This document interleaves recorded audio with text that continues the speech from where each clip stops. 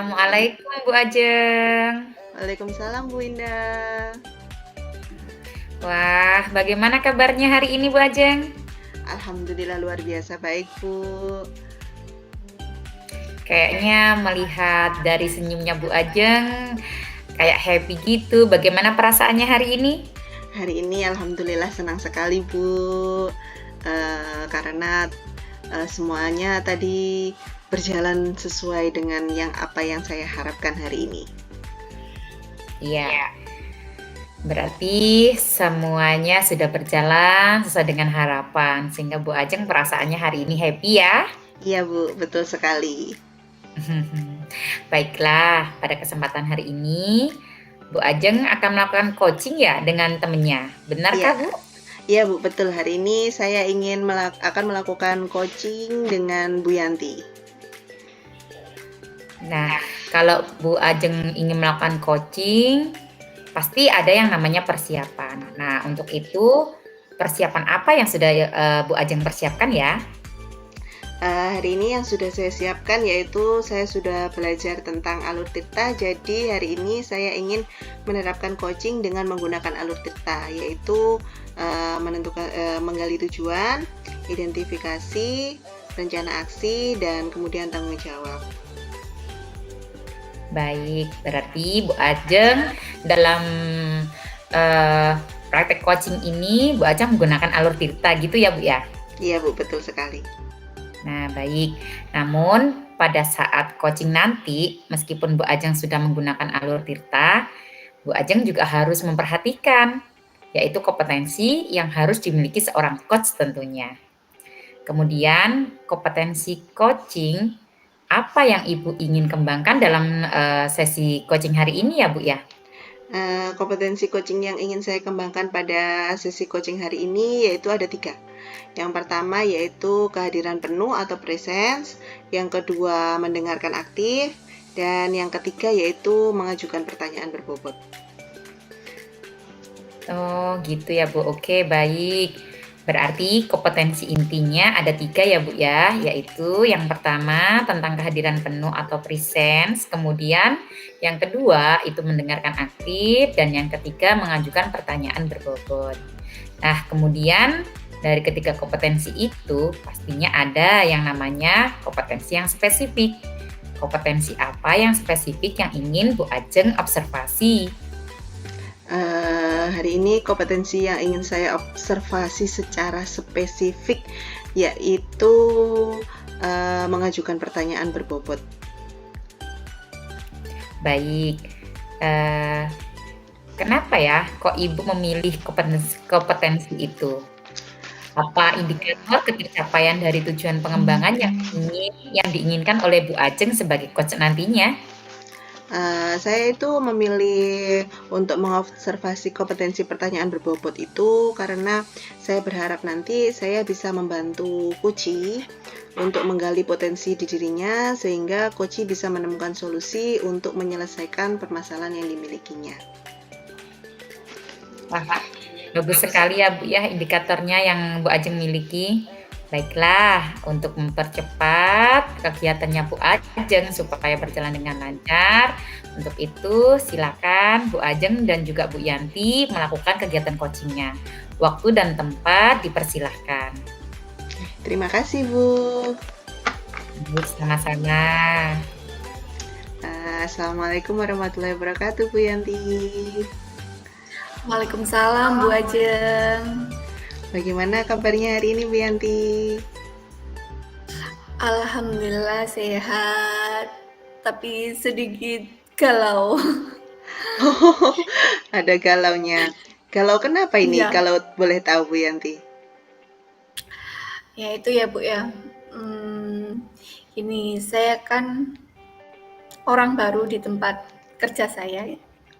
Ya. Nah, kalau orang baru kan gimana gitu ya Bu ya, merasakan kayak terasingkan dengan lingkungan, terutama dengan teman, dengan rekan sejawat saya. Itu loh. Ada salah satu teman yang menurut aku itu gak welcome dengan saya gitu loh. Jadi ya kita kerja kan butuh kenyamanan ya Bu ya. Iya, betul sekali. Kalau ada salah satu teman yang kayak gitu, gimana gitu rasanya kerja itu. Ya itulah yang membuat saya galau. Ya, jadi hari ini Bu Yanti itu galau karena ada salah satu rekan sejawatnya yang bikin galau. Ya benar sekali. Itu yang membuat saya tidak nyaman gitu rasanya. Ya, tidak nyaman di sekolah. Nah, hari ini pada sesi curhat hari ini yang ingin Bu Yanti dapatkan dari percakapan kita hari ini apa ya? Ya, saya harap dari sharing-sharing kita, percakapan curhat-curhat kita ini mendapatkan beban saya bisa berkurang sedikit lah istilahnya, terus mendapatkan solusi gimana menghadapi teman yang seperti itu, biar kerja saya di tempat yang baru juga nyaman gitu lah Bu. Jadi hari ini Bu Yanti ingin mendapatkan solusi agar Bu Yanti bisa nyaman bekerja di tempat barunya, betul seperti itu? Nah, Iya benar sekali. Nah, kalau boleh tahu bagaimana situasi keadaan di sekolah saat ini, Bu Yanti? Sejauh ini situasi yang saya rasakan, mungkin kalau situasi secara umum baik-baik saja Bu. Cuma kalau situasi dalam diri saya, dalam yang saya rasakan situasinya itu nggak nyaman gitu loh. Karena ya itu tadi, karena ada permasalahan dengan salah satu rekan sejawat saya. Berarti saat ini situasinya Bu Yanti cuma tidak nyaman karena salah satu rekan sejawatnya tadi, nggih? Nah, berarti ada yang sudah berjalan baik sebenarnya di sekolah. Mungkin dari dari 100 kalau nyaman kan 100 gitu ya Bu, istilahnya 100% nyaman gitu. Dari 100 itu mungkin kenyamanan saya masih 60 lah Bu, gitu loh. Oke. Itulah. Nah, jadi faktor-faktor apa saja sih yang bikin Bu Yanti itu tidak nyaman dengan rekan sejawatnya itu? Yang buat saya nggak nyaman dengan rekan sejawat itu gini Bu sebenarnya. Awalnya tuh kita sebenarnya baik-baik saja, nggak ada masalah apapun gitu. Terus sebenarnya juga dekat, sering cerita-cerita juga kan teman saya itu. Nah, nggak tahu kenapa itu saat kita curhat-curhat gitu, saya juga nggak ada masalah apapun dengan temennya saat curhat, ya biasa-biasa aja. Tapi besoknya itu dia nggak menyapa di saya gitu loh Bu. Jadi saya kan nggak tahu saya salah apa, kok tiba-tiba nggak disapa gitu loh. Saya juga sudah tanya ke temannya, kenapa Bu, ada apa, ada masalah apa? Biasanya kita cerita-cerita, kok tiba-tiba Ibu beda lah sikapnya, kok tiba-tiba menjauh gitu loh, nggak menyapa saya. Nah, ada apa? Katanya jawabnya nggak ada apa-apa gitu. Itulah intinya, ada masalah seperti itu. Saya sendiri nggak tahu sebenarnya masalahnya itu apa. Saya harap dalam sesi ini saya juga bisa mengintrospeksi saya sendiri, ya apa sih sebenarnya apa saya salah gitu loh Bu. Nanti kita sharing-sharing ini intinya mendapatkan jawaban dari itu. Siap Bu Yanti. Jadi tadi sebenarnya Bu Yanti itu enggak tahu ya, tiba-tiba temennya marah tanpa ada sebabnya, seperti itu yang bikin Bu Yanti enggak nyaman. Seperti itu. Nah, sebenarnya Bu Yanti itu pengennya situasinya itu dengan temannya itu seperti apa? Pengennya tuh ya situasi normal aja, nyaman-nyaman aja. Ya kita sebagai rekan sejawat ya gimana sih Bu, bisa seperti yang dulu lagi lah, berteman seperti dulu lagi, bisa akrab lagi, bisa cerita-cerita lagi, sehingga kondisi di lingkungan sekolah pun juga akan nyaman gitu loh. pembelajaran pun juga nggak akan terganggu. Kalau ada masalah kayak gini kan jelasnya terganggu, kita nggak bisa konsen sama anak-anak saat pembelajaran, kita memikirkan teman, kok sih temen tuh kayak gitu, akhirnya kita kasih pelajaran ke anak-anak kan akhirnya terganggu juga gitu loh Bu. Situasi dengan teman-teman yang lain pun juga akan terganggu. Jelasnya kenapa ini Bu Yanti sama Bu ini kok kayak gini, dulunya nggak kayak gini, akhirnya kan juga ikut panas lingkungan di di sekolah gitu loh Bu. Berarti hari ini Bu Yanti merasa kurang nyaman karena temennya bersikap seperti tadi, seperti itu, Bu Yanti? Iya, ya benar. Nah, yang menjadi hambatan Bu Yanti tidak bisa memperbaiki hubungannya dengan temennya tadi apa? Menurut Bu Yanti? Menurut saya hambatannya itu yaitu saya dekati, saya ajak bicara secara baik-baik, dia itu belum bisa welcome, belum bisa terbuka gitu loh Bu, belum bisa cerita sebenarnya masalahnya apa, kenapa si ibu tersebut bersikap seperti itu gitu loh. Hambatannya itu karena saya tanya nggak pernah jawab, sebenarnya salah saya itu apa juga nggak mau kasih tahu gitu loh Bu. Andai kan kasih tahu kan saya bisa memperbaiki diri saya sendiri gitu loh. Jadi hambatannya tadi lebih ke kurang komunikasi seperti itu. Bisa jadi seperti itu. Nah, dari percakapan kita sejauh ini yang sudah Bu Yanti sadari dari percakapan kita pada sesi curhat kita ini apa ya?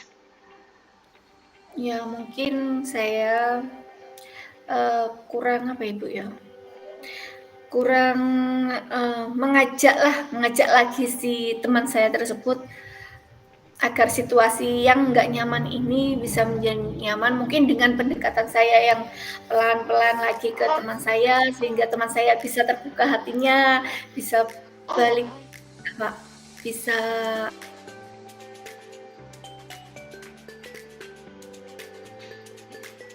tidak sering mengajak ngobrol walaupun diacuhkan ya nggak apa-apa, intinya tetap ngajak ngobrol biar mosok saya batu kena air aja bisa bisa luluh, masa hatinya orang kalau diajak bicara terus nggak bisa gitu loh. Itulah. Nah seperti itu. Nah dari situasi tersebut kan Bu Yanti tadi sepertinya sama temannya sudah berusaha Nah punya alternatif apa saja untuk menyelesaikan permasalahan Bu Yanti dengan rekan sejawatnya itu? Ya, permasalahan saya ini kan sebenarnya teman-teman yang lain pun juga tahu kan Bu ya. Ya saya harap juga mungkin kalau saya sudah melakukan pendekatan secara personal dengan teman saya yang bermasalah itu nggak bisa ya, saya harap saya bisa dapat bantuan apalagi dari kepala sekolah saya, mungkin bisa mendamaikan kita berdua biar menjadi akrab lagi gitu. Dan teman-teman yang lain pun juga bisa mendukung, tidak tambah mengkompori lah istilahnya gitu loh. Ya nanti kalau ada masalah gini nanti ada teman lain yang ikut ngompori kan ya tambah masalah lagi gitu loh Bu. Ya intinya ingin ada bantuan dari teman-teman atau rekan sejawat yang lainnya. Nah, apa Bu Yanti punya ide lagi, alternatif lagi selain itu? Idenya ya terus berdoa biar hatinya terbuka gitu. Selain ya kan sudah minta bantuan sama kepala sekolah, sama rekan yang lain, kalau tetap nggak bisa ya intinya berdoa semoga dibukakan hatinya. Ya Bu. Nah jadi setelah perbincangan kita hari ini apa yang ingin Bu Yanti lakukan? Yang ingin saya lakukan ya sekarang pelan-pelan saya ingin mendekat secara personal lagi, ingin mendekati ke teman saya itu, tanya-tanya lagi kenapa, ada masalah apa sebenarnya, kita tanya apa salah saya ke yang bersangkutan. Selain itu juga minta bantuan sama kepala sekolah dan rekan sejawat lain. Nah, dari alternatif tadi yang Bu Yanti sebutkan tadi, kayak minta bantuan ke kepala sekolah, berdoa kepada Tuhan gitu tadi, terus melakukan pendekatan secara personal kepada beliaunya. Nah, menurut Bu Yanti, alternatif mana yang paling realistis yang bisa dilakukan Bu Yanti dalam waktu dekat ini? Kalau dalam waktu dekat ini ya mungkin pendekatan secara personal itu Bu, secara langsung lah ke yang bersangkutan, biar ya mungkin kalau ada apa ya, hal yang sensitif yang mungkin orang lain nggak tahu, kalau secara personal kan dia mungkin mau ini loh kamu salahnya ini, kamu jangan kayak gini, ya mungkin kayak gitu. Kalau saya minta bantuan ke kepala sekolah, mungkin si pihak beliau nggak bisa mengungkapkan sebenarnya apa masalahnya pun ya percuma juga gitu loh. Yes, intinya sekarang saya ingin pendekatan secara personal sama beliaunya, dari hati ke hati lah istilahnya. Dan ya mungkin yang terpenting saya juga mau minta maaf. Salah nggak salah saya mau minta maaf dulu aja biar semua nyaman. Hebat Bu. sekali. Nggih. Hebat sekali Bu Yanti mau minta maaf duluan nggih.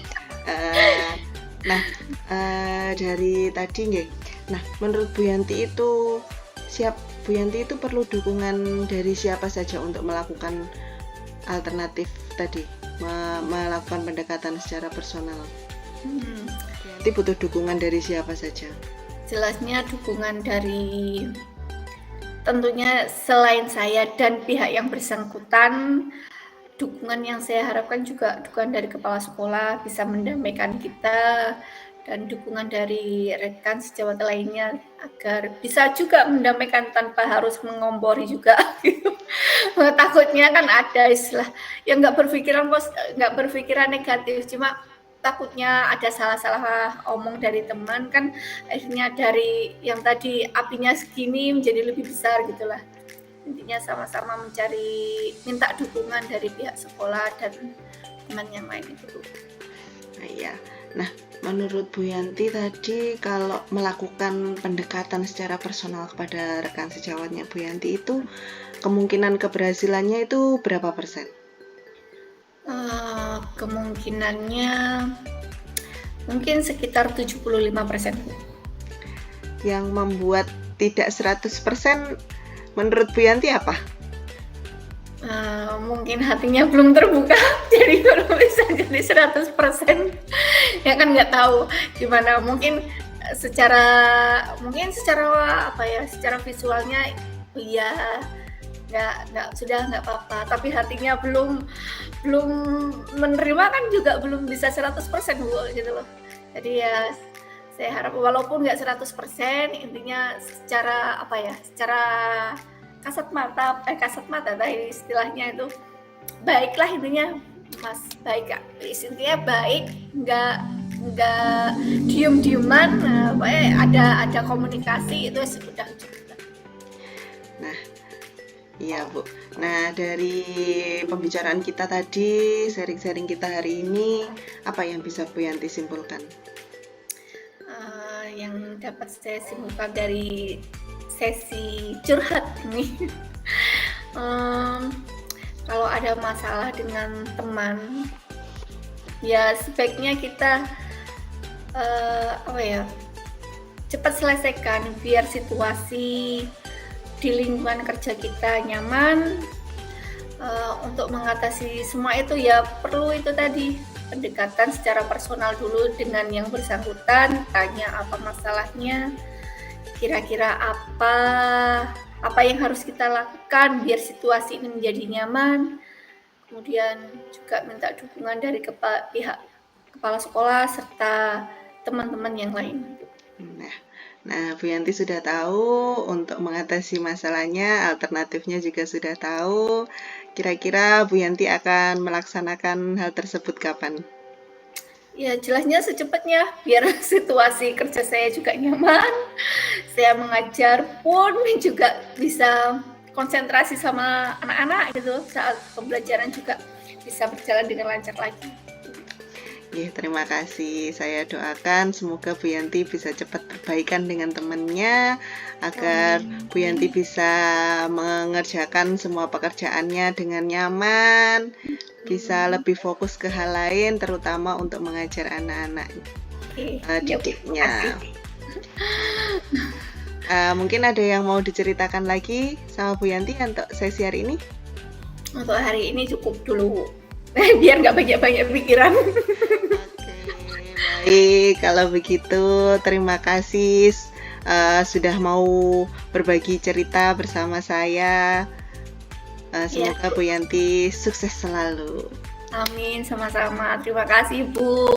Pikiran saya menjadi tenang sekarang. Alhamdulillah, Kalau begitu kita sudahi sesi hari ini, Assalamualaikum warahmatullahi wabarakatuh. Waalaikumsalam warahmatullahi wabarakatuh. Baik Bu Ajeng, tadi Bu Ajeng sudah melakukan coaching kan ya? Iya Bu, alhamdulillah sudah selesai tadi coachingnya.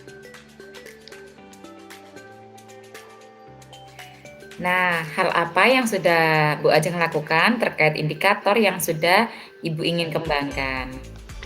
Baik, tadi dengan cara membuat pertanyaan sesuai dengan alur tirta, yaitu mulai dari mencari tujuan, identifikasi, rencana aksi, dan tanggung jawab. Tak lupa, saya juga menerapkan kompetensi coaching, yaitu yang pertama, kehadiran penuh atau presence, yang kedua, mendengarkan aktif, dan yang ketiga, mengajukan pertanyaan berbobot. Nah, semua itu saya lakukan untuk menggali dan memunculkan hal baru yang mungkin belum terpikirkan sebelumnya oleh coaching. Kemudian untuk mengungkapkan emosi atau nilai dalam diri yang dapat mendorong coach untuk membuat sebuah aksi bagi pengembangan diri dan kompetensinya.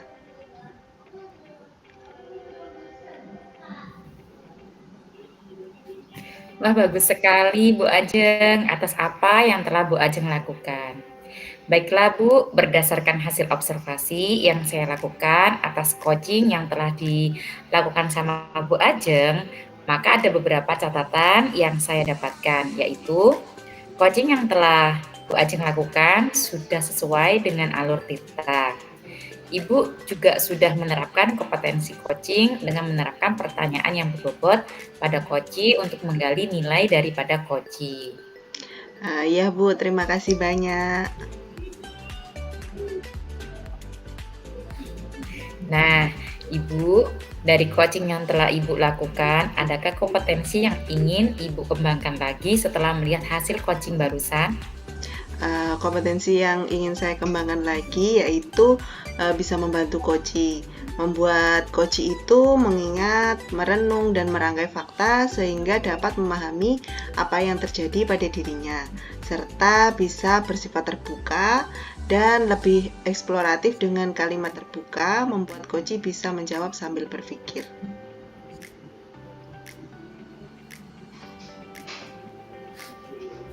Bagus sekali itu Bu Ajeng. Saya tunggu hasil coachingan Ibu lagi yang tidak kalah berbobotnya seperti hari ini. Selamat dan sukses buat Bu Ajeng ya. Baiklah, kalau begitu saya akhiri dulu ya Bu Ajeng. Iya Bu. Iya. Assalamualaikum Bu Ajeng. Waalaikumsalam warahmatullahi wabarakatuh.